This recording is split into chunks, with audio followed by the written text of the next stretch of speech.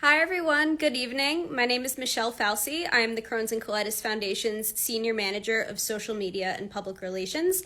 I am here in Las Vegas, as you can tell, at the 2024 Crohn's and Colitis Congress. And what we're going to do this evening is just break down as close as to everything as we can, everything that's happened at the first day, all of the scientific sessions, with our two patient reporters, Maggie and Aaron. So what I'm going to do now is bring Maggie and Aaron into the shortly, and we're just going to talk about reactions on the day, different insights, things like that.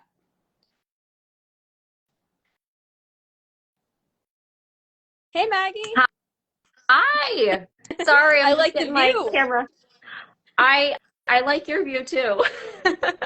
Thank you. They really set us up nicely with some really iconic Las Vegas views for this talk, so that is perfect. While we Yeah. wait on Aaron, oh, here comes Aaron, actually, so we don't even need to wait at all.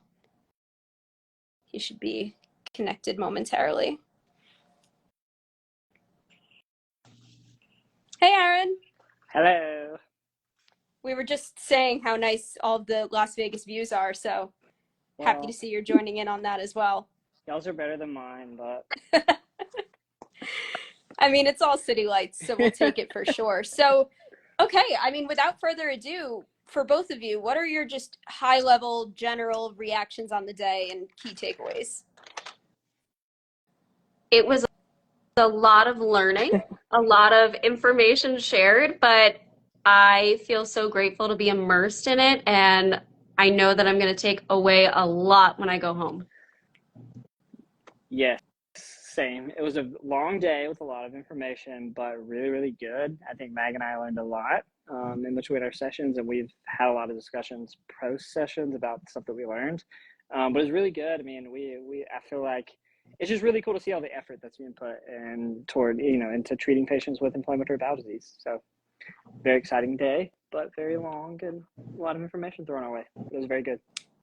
That makes sense. And I definitely think you're not the only one or only ones who, after the sessions were going and connecting, I can tell you, I personally witnessed a lot of the physicians and nurses who are here connecting with each other after, networking, talking about what they learned. And we're really hoping that not only is this a lot of scientific information, but it's also an opportunity for everyone here to take this information back to their patients and improve care. So that's super exciting. So looking back on my notes from the day, Aaron, I know you and I were both in a session where they talked about some of the extraintestinal manifestations of IBD. So for anyone who doesn't know what that means, that's symptoms you experience outside of your gut. And the most common symptom for most IBD patients is joint pain. So a rheumatologist came in and talked a lot about arthritis and things to watch out for in IBD patients. And I know I personally found it fascinating. There were things I had never heard before about analyzing a patient's gait or how they walk and how that might be indicative of some of the inflammation they're experiencing, and some of the best ways to treat that, because we know that a lot of medications, like for example, NSAIDs, like things that you would just, most people take over the counter if they're not an IBD patient and think nothing of it if they're having joint pain. But for an IBD patient, you might not necessarily be able to take an NSAID without issue. So things like that to me really stood out. Aaron, what for you in that session did you find particularly interesting? Well, I thought it was really cool to bring in the rheumatologist, to bring in the rheumatology aspect to a GI conference where, there's a ton of GI doctors, but, a lot of patients experience this musculoskeletal pain, this arthritis, this arthropathies that we experience. And I thought it was just really cool to bring the pediatric rheumatologist in to discuss that. And it was nice to see kind of the communication that goes back and forth between those providers and to know that, like, because we have this, musculoskeletal pain, and like you said, it's the most common extraintestinal manifestation. I thought it was very fascinating. It's like 46% of IBD patients experience this type of musculoskeletal pain. But to see the interaction between the rheumatology and the GI was really, really cool. And to see how they communicate. And like you said, the NSAID thing, like she even brought that up. She brought the NSAID, saying that typically NSAIDs would be the first kind of treatment that they do for pain. But and when it comes to her patients with IBD, that's typically not what they do because of how it affects the IBD. So I thought it was just a really cool contrast in the middle of all of that, to bring in the rheumatologist who has that experience with the IBD patients who come in with this, musculoskeletal pain that can be pretty severe. I mean, I've seen a rheumatologist for my, arthritis that's related to my IBD. So I thought it was just a really, really cool kind of concept and idea to show that communication and how they interact with each other. And it also just helps other patients know that there is this communication going on, and that, that the pain that we experience related to our joints is something that can be treated and should be referred out oftentimes. Yeah, I really think that throughout all the sessions, not just with the rheumatologist, it was clear that a multidisciplinary approach to treating a patient, so bringing in a psychologist, a dietitian, other experts can be really helpful in addition to a patient's primary GI in helping them have a really comprehensive treatment plan. So did you notice those themes at all? Like, am I alone in that, or did you notice that the multidisciplinary emphasis for sure? There was an entire session Yeah. on that, which was, yeah, it was really fantastic to hear how everybody works together on that, and just their recommendations to each other and how they can collaborate, how they can even find each other, because sometimes in their systems, in their individual systems, they don't necessarily have a registered dietitian or, another specialist, and they explain to each other how they could find each other and help their patients with them. Yeah, I definitely think that's going to be super helpful. Hopefully some of that networking is happening right now. There's several receptions for people to make connections and find each other, and lots of resources even outside of this conference. So definitely a big plus for patients when everyone works together. Maggie, I know you were talking to me a little earlier about how the topics on perianal disease stuck out to you. So can you tell us a little bit more about what you observed and what you learned? Yes, well, I love perianal disease. I shouldn't say that, but that has really been, a big focus of mine just from my own experience. And it was so encouraging to hear how all of the physicians were working towards better examinations for rectal disease, especially because it's really difficult for patients to talk about it. It seemed like they really wanted to be clear about how thorough you need to be, what type of tests are the best to figure them out, how often you're testing for it. And I think one of the most important things that stuck out to me, and I didn't realize despite experiencing a fistula myself, was that even though you might have clinical remission of a fistula, your symptoms go away, you're not having maybe drainage from that fistula, the inflammation remains afterwards, and the tract remains afterwards for months sometimes, which means that treatment still needs to be happening. I found that so interesting because I feel like, a lot of patients think my symptoms have gone away, I'm good to go. I don't need to worry about this fistula anymore. So that really stood out to me. I thought that was so interesting. Yeah, and that reminds me, I was in one session where it didn't have to do with perianal disease, but the theme still stands with the idea of the patient feels better, but there's still inflammation or there's still evidence of disease in some way. And the analogy that they recommended providers say to patients was think about it like hardware versus software.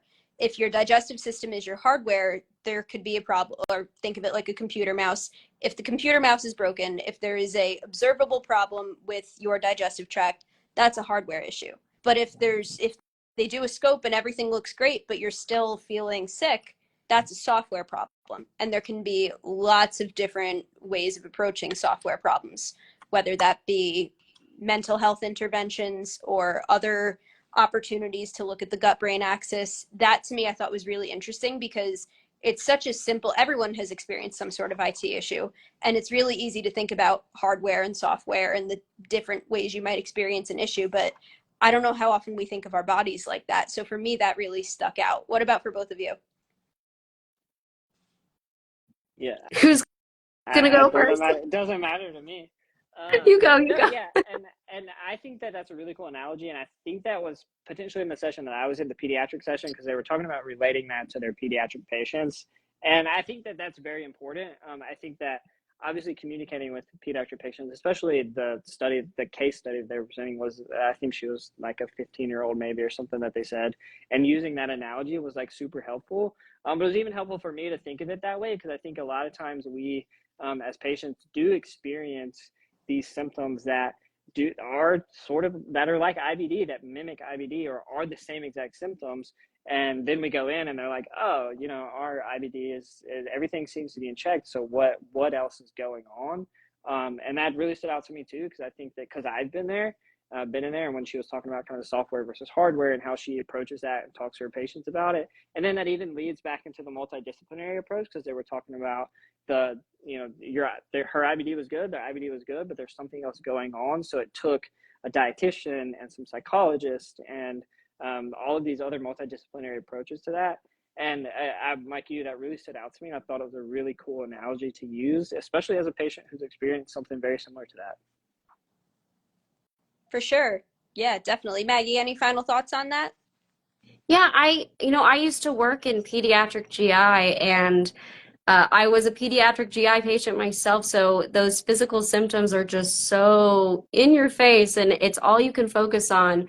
But in my own career as a nurse, I had the fortune to work with a pediatric GI IBD specific psychiatrist, and to see the difference that she made in the patients who, the main focus in the hospital was all of the horrible symptoms of GI, the physical symptoms, but to explore the psychological, because there's so it goes deep.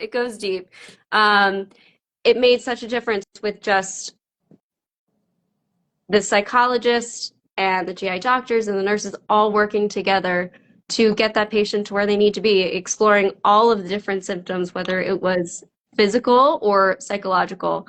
And I really saw the impact that she made. So it's fantastic to hear that it's traveling around, it's getting out there.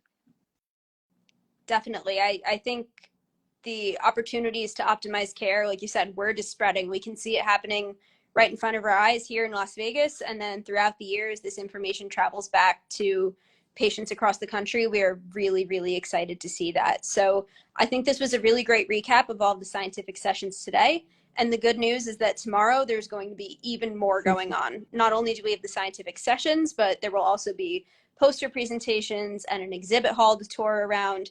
And thank you to everyone who voted in our polls about which posters they want to learn more about, because I will be sure to track down those researchers and get as many details as I can about all of their work.